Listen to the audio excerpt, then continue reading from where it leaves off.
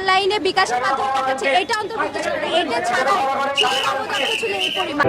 টানা বৃষ্টি ও ভারত থেকে নেমে আসা উজানের ঢলে সম্প্রতি স্মরণকালের ভয়াবহ বন্যার কবলে পড়ে ফেনী, নোয়াখালী, কুমিল্লা, চট্টগ্রাম সহ বাংলাদেশের পূর্বাঞ্চলীয় বেশ কয়েকটি জেলা।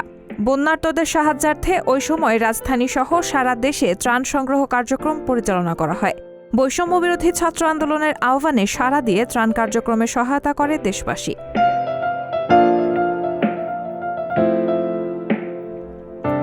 শুধুমাত্র ঢাকা বিশ্ববিদ্যালয়ের টিএসসিতেই বৈষম্যবিরোধী ছাত্র আন্দোলনের গণত্রাণ কর্মসূচির সংগ্রহ হয় 14 দিনে মোট 11,13,13,569 টাকা, যার মধ্যে 9,35,775 টাকাই থেকে যায় অব্যবহৃত।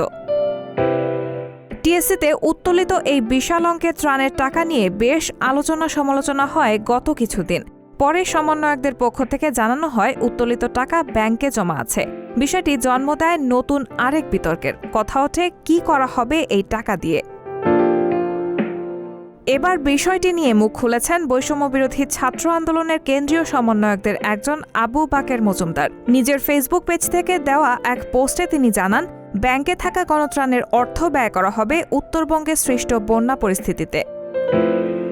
রোববার 29 সেপ্টেম্বর রাতের ওই পোস্টে আবু বাকের মজুমদার লিখেছেন, অতি ভারী বৃষ্টি ও উজানের ঢলে তিস্তা নদীর পানি বৃদ্ধি পেয়ে বন্যা দেখা দিয়েছে উত্তরবঙ্গে। আমাদের কাছে পূর্বে উত্তোলিত যে নগদ অর্থ আছে সেটা দিয়ে উত্তরবঙ্গে বন্যা কবলিত এলাকায় ত্রাণ কার্যক্রম পরিচালনার উদ্যোগ নিতে যাচ্ছি। আপনাদের সার্বিক সহযোগিতা একান্তই কাম্য। রাহানা মুন, সবার কথা।